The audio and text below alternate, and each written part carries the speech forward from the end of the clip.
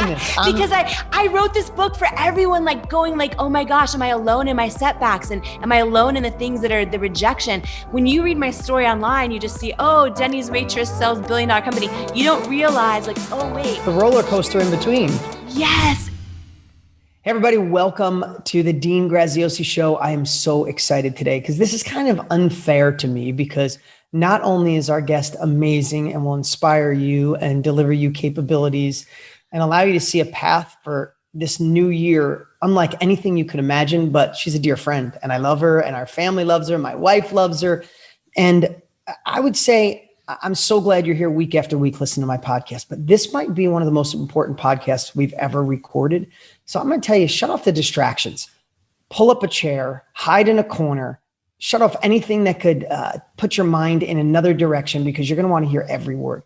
My next guest, or the guest of the month, I should say, is an amazing woman who has a story that you might know, might not. We'll go in a little more detail, but she went from Denny's with a dream to an employee with a dream to a desire to make an impact on women in such a huge way and got told 1,000,000 times no, or it wasn't right, or not the right timing, or you're not the right person. And we'll go into that a little bit.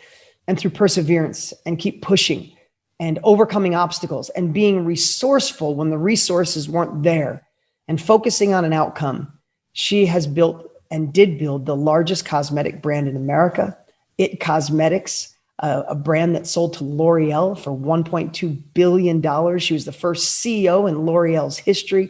And besides all of that and then incredible success, she's an incredible woman with a huge heart and a dear friend. Can we please give it up for Miss Jamie Kern Lima? Jamie! Dean, I'm so excited to be here and share this huge moment, you know, with you and everyone listening and watching in your community. Thank you so much for having me. Yeah. So, I mean, you built this with thousands and thousands of employees. You sold to L'Oreal and then you kept running it. And well, you know the story. I know the story only because I love you and I listen every time you share.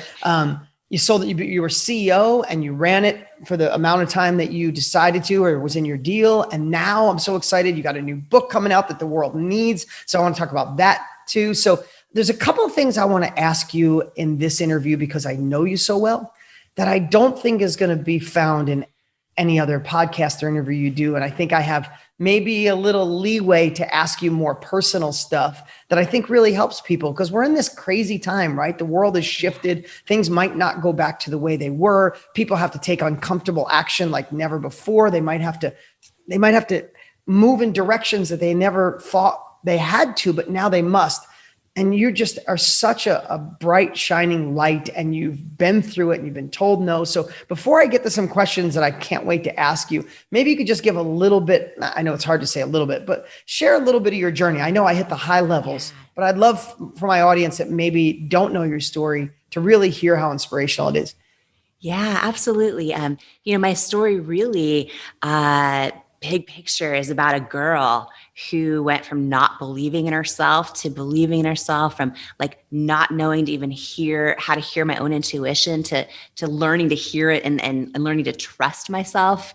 A girl who went from doubting she's enough to like learning how to know that I'm more than enough. And you know, it's really the reason I wrote this book is because it's the story of so many people out there, right? Who are on this journey of learning how do you believe in yourself and trust yourself and know you're enough and step into all that you are and all that you're created to be. And so it's a journey. And this is like 95% of the book is stories I've never shared before, ever, right? On like all the things I did wrong, all the things I did right, and like how I went from, you know, struggling waitress to $1 billion entrepreneur. But more than that was just like how I learned to have the right relationships in my life that empowered me and turned down the volume on the wrong ones and all those things. So, you know, that's really kind of the journey. And, you know, I, growing up, I used to watch Oprah all the time. And I always like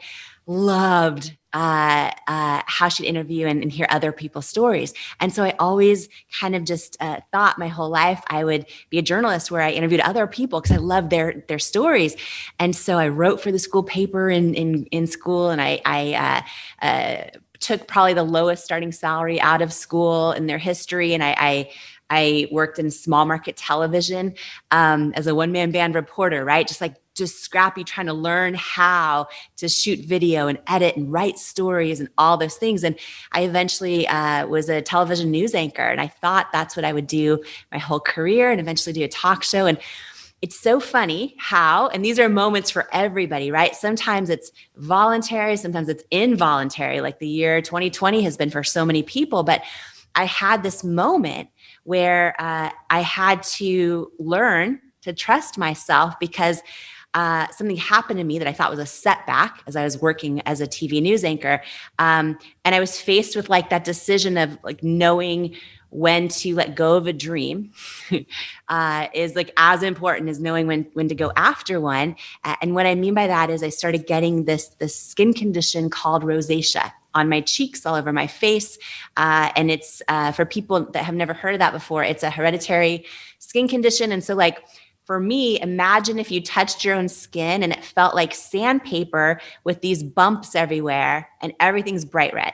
So I was getting that on my face, and I would go to the dermatologist and I learned there's no cure. I would try all the stuff, nothing worked. And what happened is I was, in my, what I thought was my dream job, and like, really grateful to have it. And I'd be anchoring the news live, and I'd hear in my earpiece from the producer, like, there's something on your face. There's something, you need to wipe it off. And I would be live doing the news. Right. And I knew there was nothing I could wipe off. I knew it was that the makeup was breaking up, right? For everyone who wears makeup, it starts to break up typically under like hot lights or just from wear. And the red was coming through on live TV. Yeah. And so I went through this season of like, our inner critic, which is so fun. Well, right? And then the other thing too, is you're trying to live in the moment, right? Of being a great host. And simultaneously there's that other voice at the same time going, oh my God, is your rosacea popping out? How bad does it look? Should I stop? Or I can't stop. Oh my God, I got to focus on what I'm talking about. I say that only because I'm fortunate enough to speak on stage and those types of things. And I know that balance of like being on stage while you're presenting, and you also have that other dialogue going, hey, why is the person in the third row sleeping? Like both of those going at once, right? So it's like you had that inner dialogue, like I'm presenting, I'm doing my thing, but oh my God, is my insecure rosacea, like, am I getting insecure because my rosacea is popping through? So I'm sorry that I can visualize it. You can visualize, and it would like, I don't know if this ever happens to you also, but it would turn into thoughts in my head like, what if viewers change a channel? What if ratings go down? What if I get fired? Like all those things, right? And so I thought this was like a big setback in my life happening. And so many times entrepreneurs out there, right? Things start with a problem they want to solve or an experience they had they weren't expecting or whatever it was. So in that season, I thought, oh, this is the worst thing. Like I finally got a great job in TV. And so anyways, I started spending my paycheck on makeup and like trying to figure it out. And I'd buy the most expensive department stores if I could afford it or get the free samples, or the least expensive drugstore or the pro makeup. And I was like, why is nothing working for me? And then two things happened. One was a deep kind of knowing that didn't make sense because I knew nothing about the beauty industry, nothing. I knew no one, had no connections. I got this like deep kind of inkling, this knowing like, oh, if I can actually figure out how to create a product that works for me, it's probably also going to help a lot of other people that just like me can't find anything that works for them. So I had that instinct. The second thing that in some ways was almost more important, without me realizing it, I right in front of me realized a deeper why behind the why of why I was going to do this business. And what I mean by that is when I couldn't find anything that worked out there, I all of a sudden realized like, oh, my whole life I've seen these magazine ads, these television commercials, and every model in them like has perfect skin. I don't even know if they're wearing the product they're selling. And I realized that my whole, and I know, Dean, you have a daughter, my whole growing up, my whole life, I'd always seen these commercials and these ads, and I always aspired to look that way. But like I also deep down inside, they made me feel like I wasn't enough. Yeah. And I had this realization oh, you know what? If I can create a product that works, but more importantly, a mission around using like real people as models, like all ages, sizes, skin tones, like skin challenges, and call them beautiful and mean it. Like, Yeah. what if I could shift culture in the beauty industry for every little girl out there is about to start learning to doubt herself, Right, and that every she's enough grown woman exactly who the way she is. exactly every grown woman who still does. And so it became this like thing that happened where it was like, oh, I have this feeling I'm supposed to do this. I don't know what the heck I'm doing. And more than that, this bigger, this deeper pain, this deeper wound, I realized, oh, if I can actually affect that for other people, that and that kind of deep why was actually what helped fuel the journey, which I didn't know was going to be 3 years of rejection and no's and down to no money and no one believing in my dream. Yeah, and you know, it makes total sense. The more I get to know you, and the more I hear your story, is it makes sense because you need a deep, strong why to pull you through the millions of no's and being sent out of a place where you probably went out in your car and cried and said, "Why am I doing this?" and all those types of things. You know, I know that journey. We could bypass all the ups and downs and say, "And you got to do this amazing deal with L'Oreal." But I'd love to share. You know, again, I have some questions I want to get, but I want people to know the story. I'd love for you to share that story because the story of when you were rejected and you had the nerve to say, "Would you mind just telling me the truth on why?" Yeah. Because I want everybody to listen through this through a lens of knowing that we've all been in this position. We've all had the rejection, told it won't work. We weren't smart enough, weren't pretty enough, weren't young enough, weren't rich enough, weren't educated enough. And we have two choices when those things happen in life.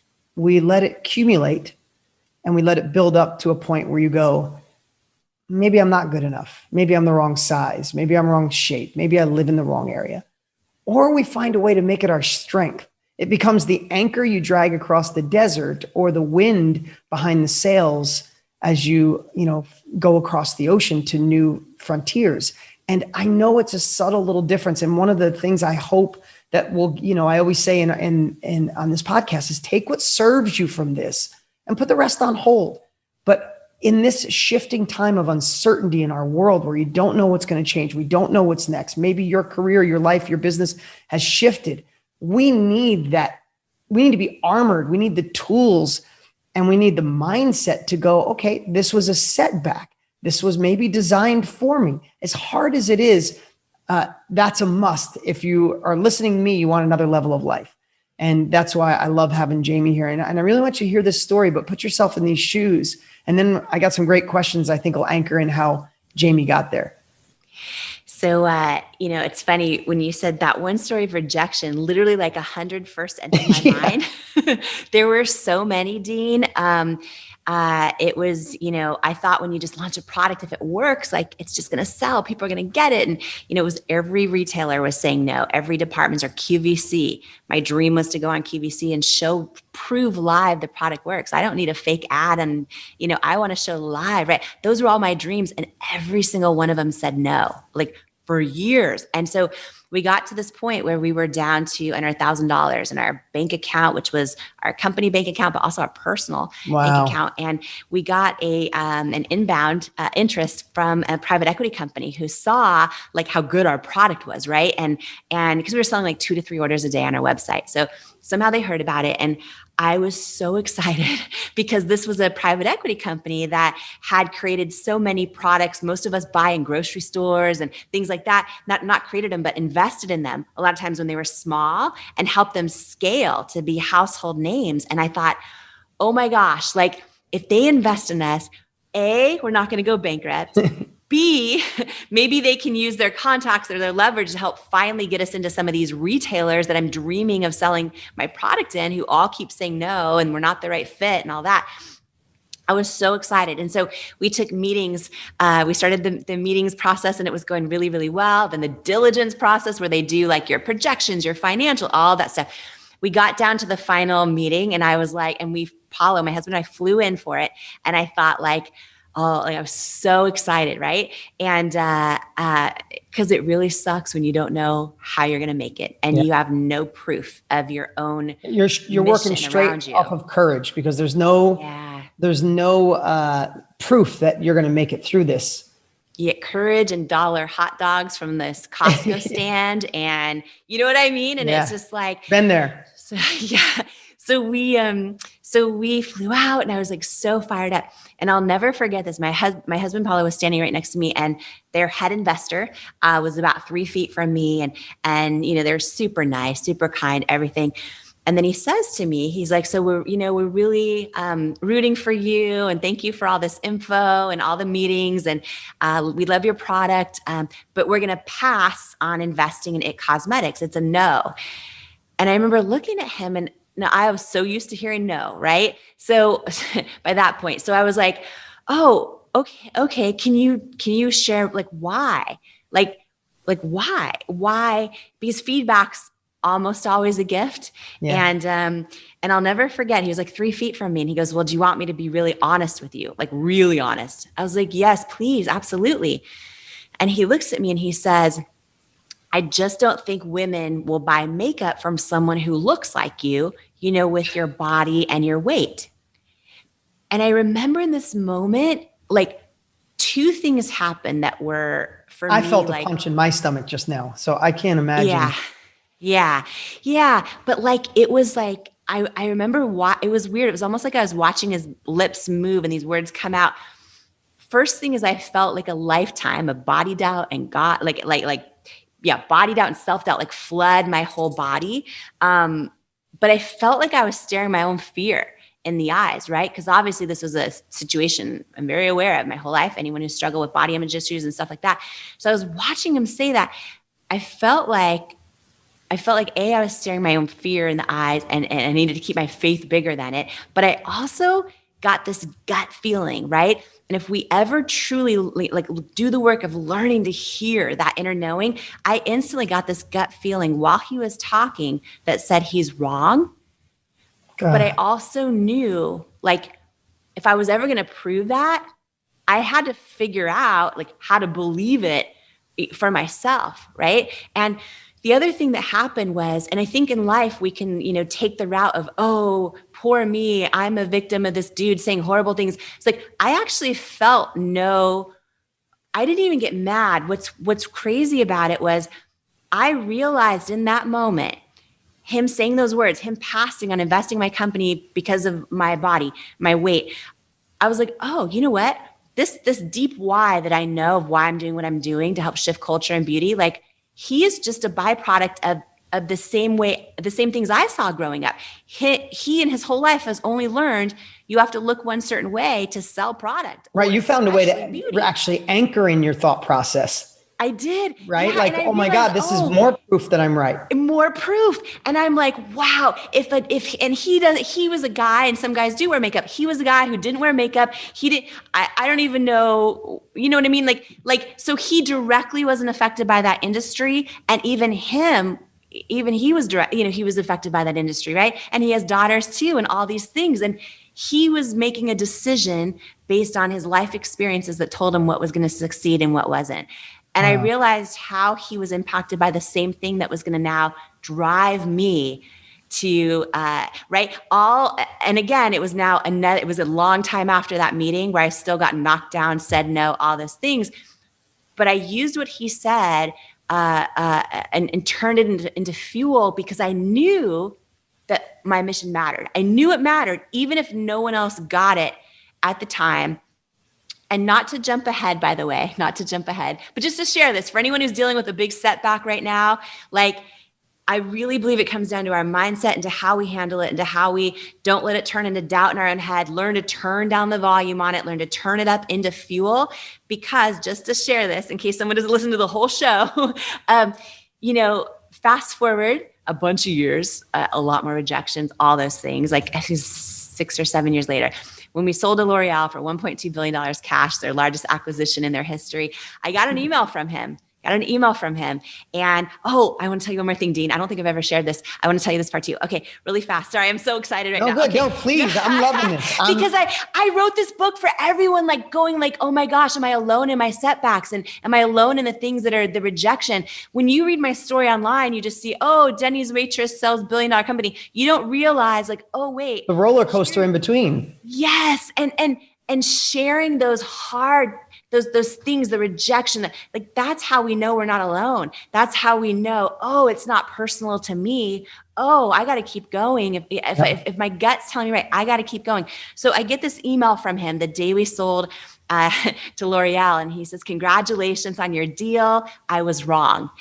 And I learned so two things. I learned we would have been his most successful investment in his entire firm's history had he said yes. But here's the thing. Here's the bigger thing I learned. And no matter if what faith people have or don't have, or if they believe in the universe, whatever. There's a famous saying that rejection's God's protection, right? You could also say rejection's the universe protection. There's a lot of ways to say it. Here's what happened. Dean, at the time I was like so desperate for him to say yes and to invest in all those things. And I didn't know how we were going to make it. There was no proof around me we were going to make it. I would have probably sold him like the majority of my business for like close to nothing. That's what would have happened, right? But he said no.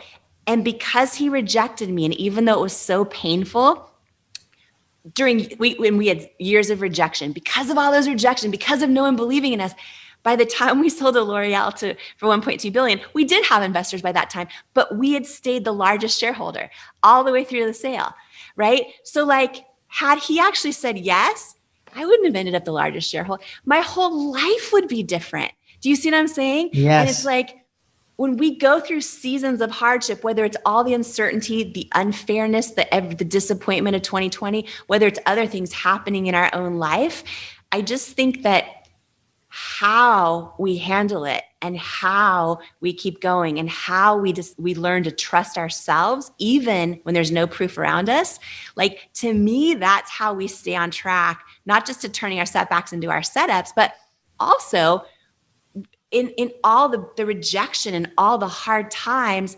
I believe like that's how we get strong enough to then actually be able to handle and carry the weight of our successes and our dreams coming true when they happen. Because your dreams don't just come true and you're like, oh, your life is easy now. You know this, Dean, your dreams come true and you're like, oh, I have a lot of new jobs now and a lot of new responsibilities now and a lot of new problems now. And so anyways, I think that perspective is huge on the whole thing. Yeah, I know. I love sharing that because it is easy to see Waitress to billionaire, or Waitress to $1 billion sale, right? Yep. And not having people. That's why I love you wrote this book. Listen, we've got the chance to spend a lot of time together. We've been on flights together. We've spent hours talking, my wife, our families.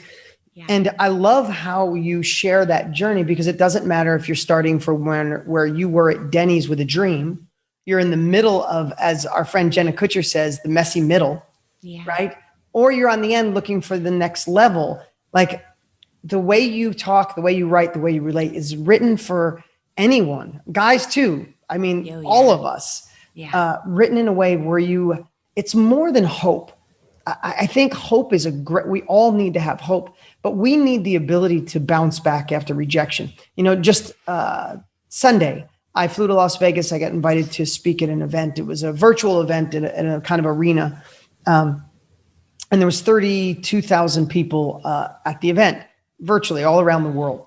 And I just asked, because there was chats all over. It was big screens and there was chats everywhere. And I said, what's the number one thing you feel in this, we have COVID and all this craziness going on in the world. What's the number one thing that's holding you back from really going forward?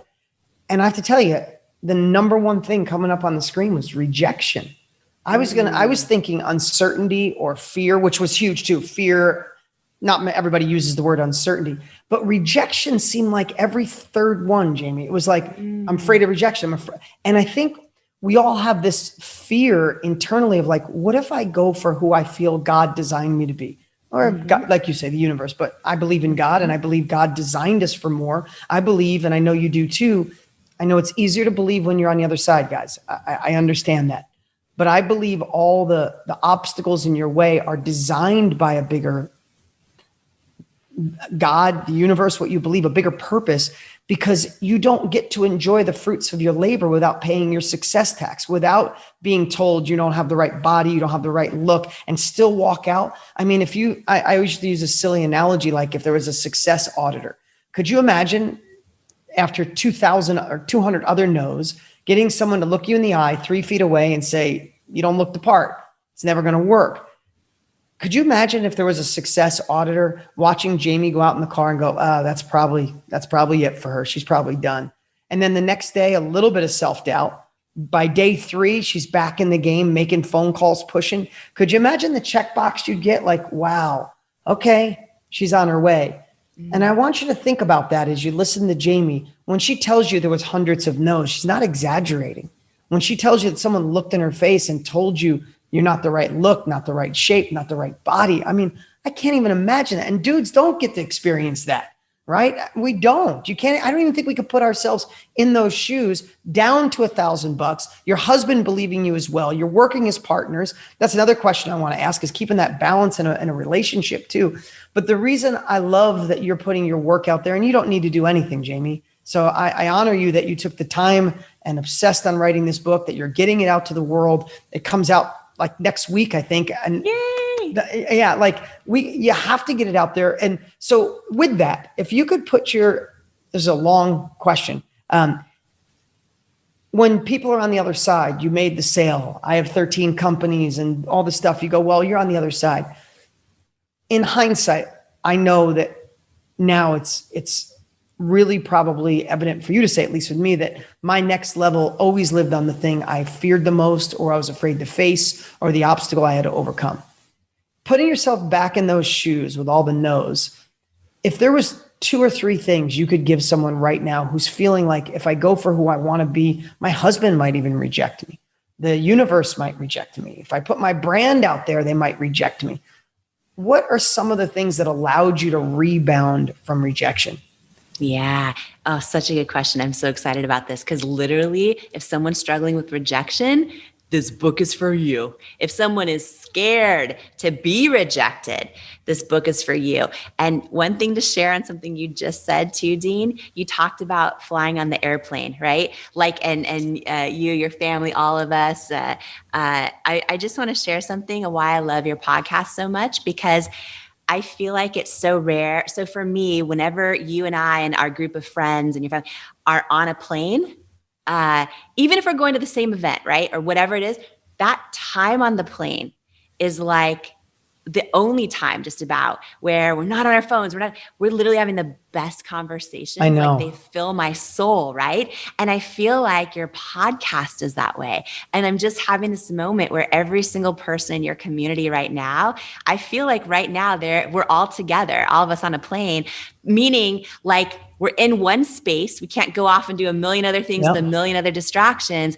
And we're just sharing together like stories and tips. And I don't know, I'm just having a moment of gratitude I wanted to share with you and everyone in your community. So we're just going to be on a plane the rest of the plane flight all together. Perfect. And we'll ignore any other people on the flight. We'll just all be together and right. just like share in this. So, okay, a couple things on rejection. Here's the deal. At the end of the day, I feel like so many people like talk themselves out of their own truth and talk themselves out of the person they're actually born to be. And literally, not to be like, I don't want to be a downer, but most people never become the person they're born to be, because they let self-doubt, fear of rejection, other people's opinions, all that noise, like, not only be so loud, but loud to the point where they can't even hear their own truth to trust it. Do you know what I mean? Yeah. And I think that like for somebody right now, what's so important is to do a little bit of work in learning how to get still and actually start to learn to hear your own truth, your own knowing, your own instinct. This is a journey. It's a journey to be able to do it, right? I'm still not perfect at it. But like to make it really simple, because a lot of people will say like, oh, I haven't heard my own intuition in a long time. I don't even trust it. Or I've never heard it, right? I believe we are all born with a knowing. I don't think that there's any exception to it. I think we all have this, and it's free, by the way. We all have this knowing deep down inside. And like, you know, whether it's a woman or a man or anyone listening right now, a simple example is most of us have a friend that's lied to us, or we've dated a sketchy person who their phone breaks and they disappear overnight, or we have something's not adding up with this friend in our life. We all have that inkling, right? We kind of know, and we could choose to ignore it, and we could choose, you know what, I'm gonna keep this relationship going, or but we kind of know, right? And that's just a very basic thing. But I believe we also know if we're in the wrong job right now. I think we also know, like, do I need to start the blog? Do I need to pick up the phone and just call 50 new potential clients and drown out my own self-doubt and know that it's a gift to them if we work together? Like, we know if we really tune in, we know. But I feel like the biggest mistake is like, we don't ever learn to truly hear that. Well, isn't it in today's busy, sorry, I want to go deeper on this, but in today's crazy busy world, right? Especially with the world shifting, and some people are,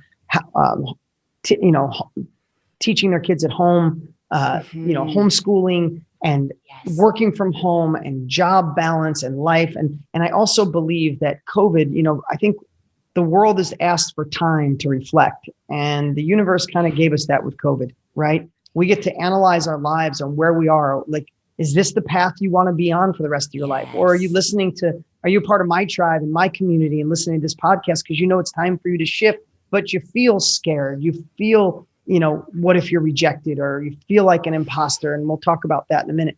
But there's something, as you were saying this, I want to tell you what came into my mind, Jamie. Yeah. And I'm men and women, we both have lots, but let's just, since I'm talking to you, like, I was picturing a woman who is maybe, whether she has her own business or job or the most amazing job in the world, being at home and being a mom, whatever that career path is. But I picture as we go through life, we become one person as a mom, and maybe one person as a wife or partner, and then one person at our job, and then one person at happy hour with your friends venting for 5 minutes when you finally get a break. And it seems like, men or women, sometimes we get lost in that cloud, and we're a mom, a wife, a great worker, a great friend. But we forget that there's that you that lives in there that's screaming, saying, please let me out. Is that a feeling you've had? Because I could see that. And how's a way to come back to, I could still be a great partner, mom, friend, but I need to be me.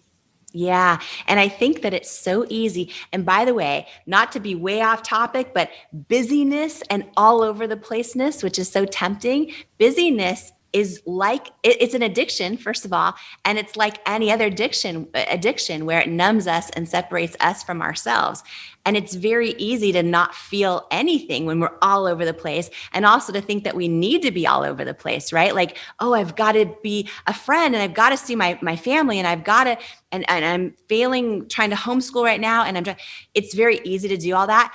I think that none of that, I don't mean to downplay any of it, but I think until we get that inner alignment, that inner knowing that, who am I called to be? Who is the person I'm born to be? Until we fuel that, everything else is just going to be, you know what I mean? We're reactive, right? You play defense for life rather than offense. So, so that leads me into one more thing. So I can picture, say, okay, I know I got to find my purpose. I know I have something inside of me. I want to do more. But the term that I hear more than anything, and we have in our companies and my following, like right now, our whole demographic is about 62% women right now. And the one thing I hear a lot with women and guys too, but as they evolve into their like own thing or try to scale, is the term imposter syndrome. I feel like I'm an imposter. My friends don't see it that way. Maybe my parents don't see me in that light. My husband might not see me in that light. So that rubs off enough where I have self-doubt, which I felt self-doubt most of my life. You just got to overcome it. But that term imposter syndrome, there had to be times when you walked out of a meeting and turned no and said, well, who am I? I'm such an idiot for trying. I don't have makeup. I don't have the right body. I have rosacea. I don't have money. I've never been in the cosmetic world. I should just quit and go back to what I know. Yeah. Yeah. The very first most important thing is I love so much you're talking about this, because when you scroll Instagram, you don't see people going, I have imposter syndrome today. No, you see their highlight reel and you think you're alone in it. I believe this is the most important thing to know. I believe every single person, like maybe a few exceptions, I don't know, has imposter syndrome. I remember hearing Oprah. I do. Yeah, always. Yeah. And I remember Oprah talking about all the moments, I mean, this is growing up, but all the moments where she has felt that way. When she started her career, she tried to be like Barbara Walters on air instead of herself. Like, right? So she has her own evolution. I believe every person, just about every person out there has it. And I think once you know that, it's so like healing in a way, because you know, okay, I'm feeling like I'm not qualified right now. I'm feeling like I don't belong. I'm feeling all those things. But guess what? Every person who's literally ever built anything great that I'm aware of, when you ask them, they'll share that they go through that too. So the very first thing is just knowing that it's there. The second thing, and I think this is so important, and this is why I keep saying like doing, and I talk so much about this in the book because I did so many things wrong, Dean, in this journey, and made so many mistakes that I hope when people read about them, it'll save them many nights crying themselves to sleep and they won't make those mistakes. But like one of the things that I did really, really right was really know how to hear my own truth and then trust it, right? And the times I didn't do that are the times we had big failures. The times I listened to even visionaries and experts, sometimes it's great to listen to them, but when something they're saying doesn't truly align with your gut, that's when you've got to put your gut on a pedestal over experts' advice. And when it comes to imposter syndrome specifically, a couple things. Self-doubt, which gets fueled so much by, of course, rejection, of course, other people's opinions, of course, things not going your way. I love this example, and in case someone needs to hear this out there, it's this imaginary thing that I do, but I think it's a powerful tool you can implement in your own life right now, and you have to do it intentionally. When you share your dream with your partner or your mom or your neighbor or an expert, whatever it is, and you can tell they're not feeling it, they're doubting you, whatever it is, you have to learn to take your own imaginary volume dial, right? Your own microphone back. You have to turn down the volume on that. You cannot go back to them again and keep talking about your dream, because all of a sudden you're letting all of that speak into you. It is so important to know this, whether it's your friends in the circle around you or whether it's experts that are doubting you. If your gut is telling you you're on the right track, right? What you have to get really good at is turning down the volume on everyone else. And you have to find people that understand, that dream big, that are in community. And you don't want people telling you BS, like they have to be telling you the truth, but you want people that speak into you. You have to turn up the volume on your own truth. And it's this imaginary thing I do. And I literally, in my own head, Dean, when I hear someone reject me now, I mean, I'm so good at hearing rejection. And to this day, I get rejected. Right? But to this day, I get rejected all the time for stuff. All the time I have this idea or that idea, and you know what I mean? And or I want to do this, and I get rejected all the time to this day.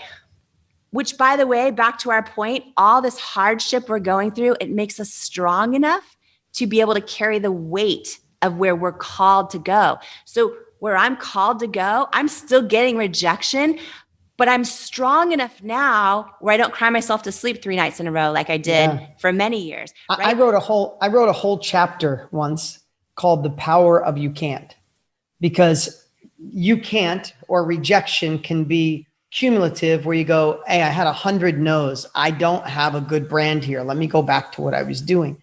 Simultaneously though, that with a little proof, you realize the more no's is just the build to the yes. Like it's either your fuel or your anchor, right? And I Yes. love how you're sharing that. And I want everybody to really think through that you can take rejection. I mean, the worst part is sometimes we take advice about dating or our relationship from our single friend, or money advice from our broke friend, and we let it sink in. And Jamie, you said it so right. Like we go back to them 5 or 10 times trying to resell them, while simultaneously we're just building more self-doubt for ourselves, because each time you're not breaking through. It doesn't mean your idea is not great. It means they're not qualified, or they don't have the vision, or they tried something and failed.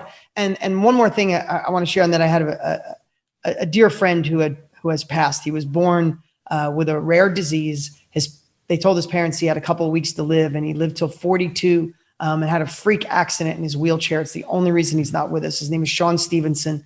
He was 3 foot tall. He broke 280 bones in his body and was the most confident, dynamic, amazing man you'd ever meet. Like just when he walked in a room, as he said, you guys aren't as lucky as me. When I walk in a room, you might have a couple people look. He goes, I get everybody looking at me. Right? Like that's the kind of man he was, right? Yeah. He's like, so don't be jealous. They're all going to look at me. Don't be jealous. And he'd walk in a room and go, hey, everybody. Hi, I know, right? That's what kind of guy he was. But he was also a psychologist and obsessed on helping relieve people of suffering.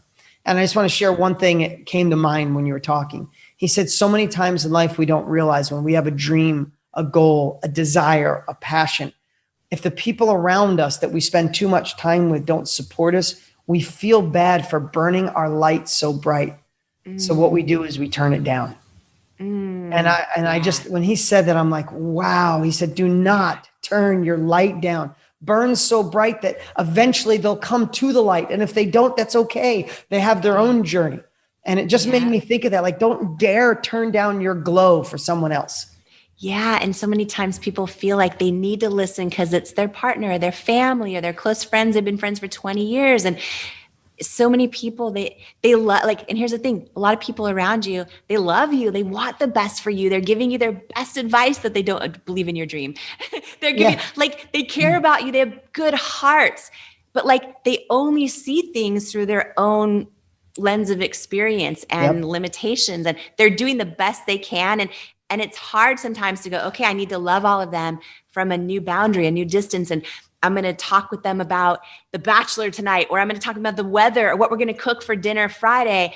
But like, I'm going to talk to these other people. I'm going to bring new people in my circle that when I want to dream big and I want to like get the right kind of feedback, even when it's critical, the right kind of feedback, because people really get it, that, you know, that's when you turn the volume up on those people.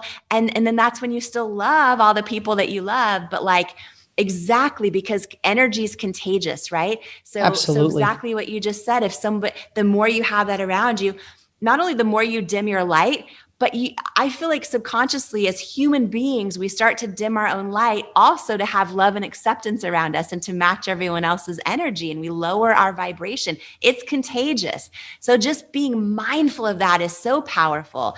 You know what I mean? Yeah. I mean, at the end of your life, if we get the chance to sit down with our maker, whoever you believe your maker is, would you want to say, you know, thank you for putting me on this earth. Thank you for making me a human. You know, I lived a good life. I was going to do more, but you know, my husband, my friend, my mom, my sister, my friend, they thought I was kind of crazy with my dreams, and I didn't want to make them feel bad. So, you know, I lived a good life, and I had some pretty cool accomplishments. Like, I don't think we want that.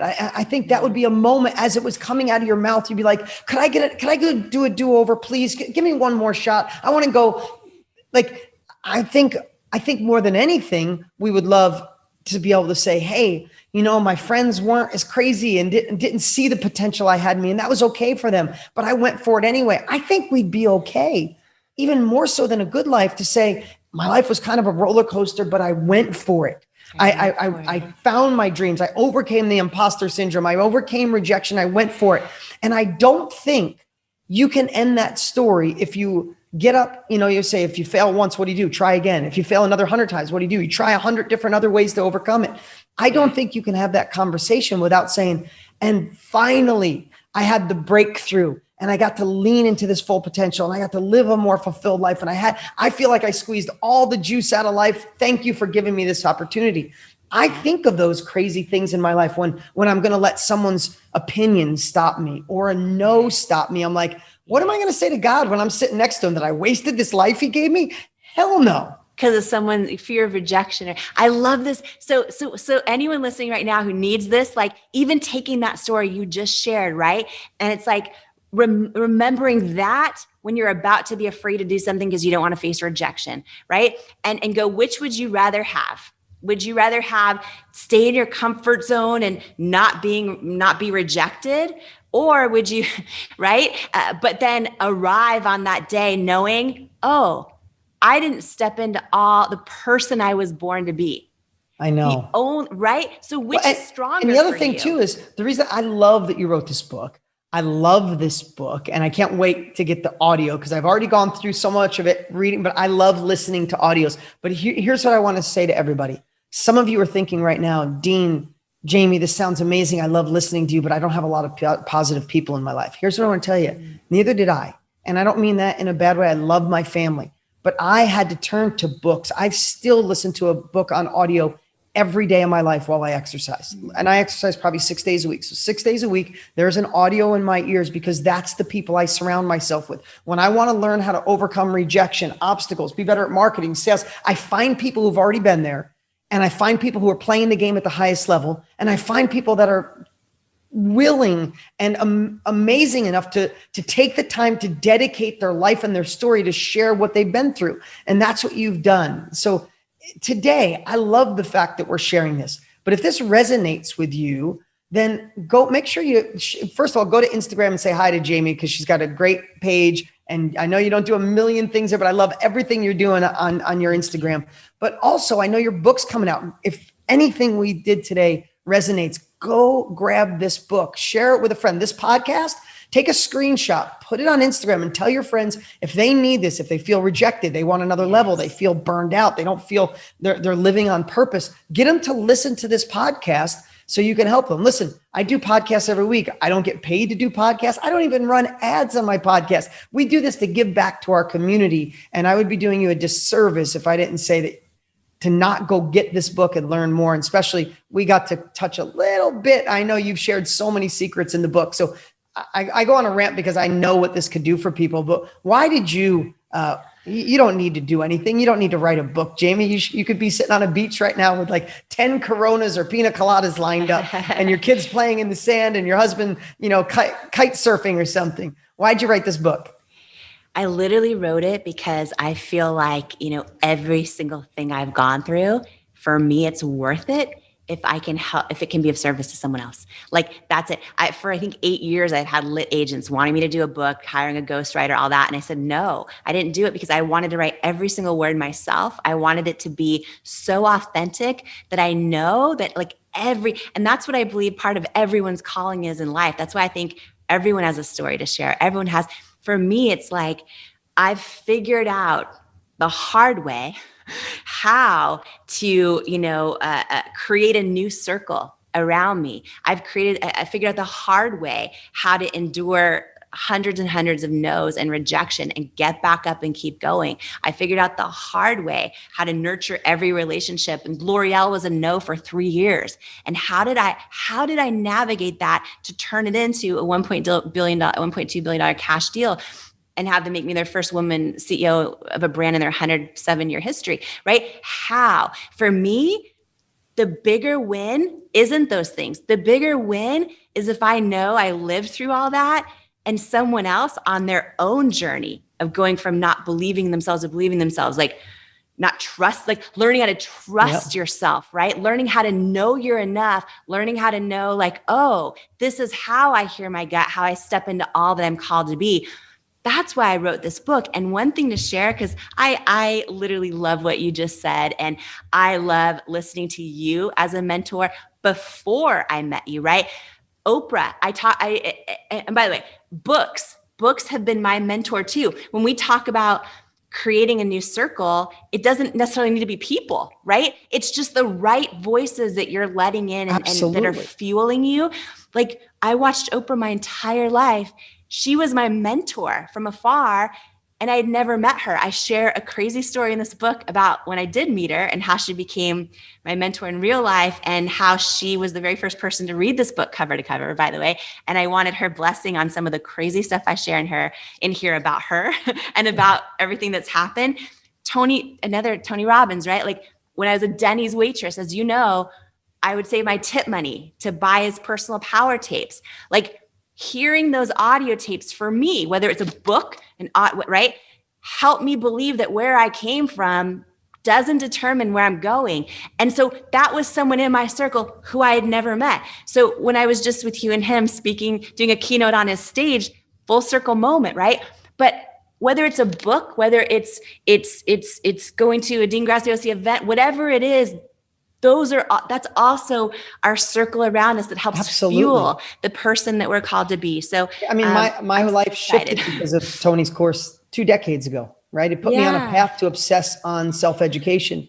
And again, I would tell everybody, if any of this podcast resonated with you today, share it with a friend who needs it. Like it takes a second to screenshot it, send the link, get them to go listen to this, and for yourself, go grab the book. Again, I know Jamie personally. I know her passion behind this and her experience. I can't wait to get the audio because I will burn through the entire audio. I know you recorded the whole thing, so congratulations. So before we go, how do people go get the book right now? Oh yeah. Okay. So you can, oh yeah. And I have really cool free stuff this week for launch week. Like it doesn't even cost a penny, like nothing. This is just like, I'm so excited. First ever book. So you can grab Believe It. It's called Believe It, How to Go From Underestimated to Unstoppable. You can grab Believe It anywhere books are sold. Amazon, Target, Barnes and Noble, there's indie bookstore. So grab it anywhere. And then if you head to believeit.com, you just enter your order number and then you get my free, I did a free course called Becoming Unstoppable, How to Overcome the Things Holding You Back. And also that's only for launch week, right? Yeah. Do that now. Do it now. Do it now. This podcast during launch week. So go, you can, and what's the URL again? I'll put it in the show notes.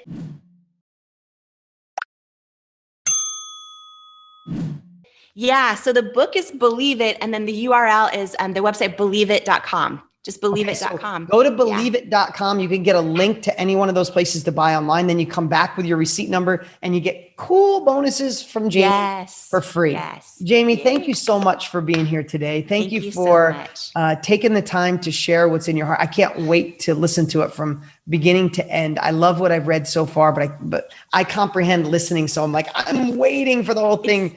I do both too. I love both because sometimes I love it. Yeah. Thank you. I'm excited. I'm so excited. You're welcome. So go get Jamie's book, say hi on Instagram, share this podcast with every friend that needs it, because when do you get the chance to talk to an amazing woman who went from Denny's to rejection, to being scared, to almost giving up, to CEO of IT Cosmetics and the biggest deal L'Oreal ever did. I love your story. I love your heart, and keep up the good work. Thanks, Jamie. Dean, thank you so much. What's up? What's up? Hey, before you go, you need to watch these next few videos. They're absolute game changers. Hurry up and click right over here and watch them, and I'll see you there.